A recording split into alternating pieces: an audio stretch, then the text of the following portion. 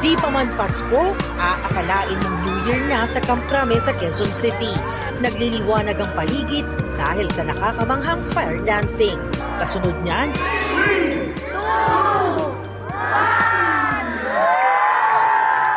pinailawan na ang Christmas decorations sa PNP National Headquarters na sinundan pa ng fireworks display.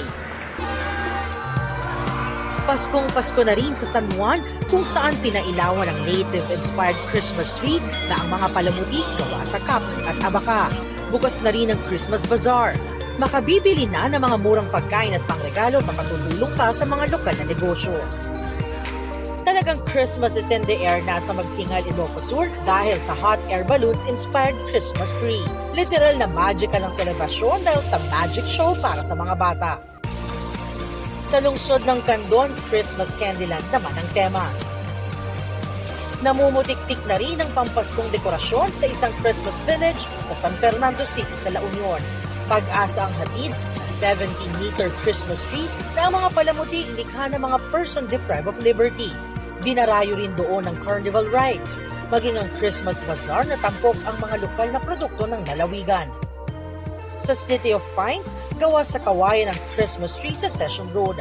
Nagliwanag din sa mga lansangan ng taunang Lantern Parade. Gawa naman sa mga baon ng niyog ang Christmas display sa Agdangan, Quezon. Bumida rin ang ipinagmamalaki ng puto bao o kakani na pinalamanan ng minatamis na buko. Ang giant Christmas tree sa Ormoc City, pagpapahalaga sa kalikasan ng mensahe.